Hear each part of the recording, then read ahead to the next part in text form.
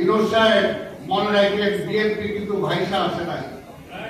BNP ভাইসা আসে নাই, মাটির নিচে বিএনপির অবস্থান আছে। বিএনপি কে ধাক্কা দিলেই বিএনপি পড়ে যাবে, ওইটা মনে করেন না। আজকে আলাদা একটা গণভোটের জন্য হাজার হাজার কোটি টাকা তারা খরচ করতে চায়। ওই টাকাটা কি জামাতের ওই ইসলামী ব্যাংক থেকে আসবে?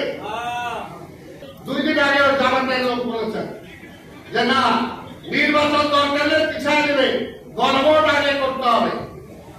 আমাদের মহাসচিব তো বলেছেন গণভোটের কথা আমরা আগে বলে যাই, তারপরে বলতে ঠিক আছে গণভোট হোক, নির্বাচনের একই দিনে জাতীয় নির্বাচন যেদিন হবে সেদিনই গণভোট হোক, অসুবিধা কি?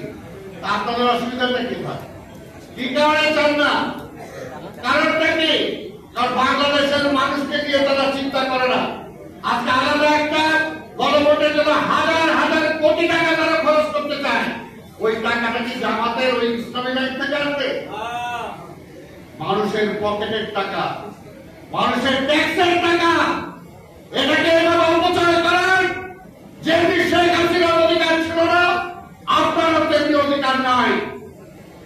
আর যখনই তারা বলে ওই উপদেষ্টা 2-1টা আছে, তারা সাথে সাথে জিজি হুজুর হুজুর করতে থাকে। আমরা কিন্তু এখনো ধমক দেই নাই, আমরা ধমক দিতেও চাই না। কারণ আমরা চাই না রাস্তার আরেকটা সমস্যা আসুক, আমরা সমস্যার সমাধান চাই। এই কারণে অনেক কিছু ছাড় দিয়েও আজকে বিএনপি নির্বাচনে যেতে চায়। তারপরে যদি ধৈর্যের পরিচয় দেখতে চান, ইনোজ সাহেব মনে রাখবেন, বিএনপি কিন্তু ভাইসা আসে নাই।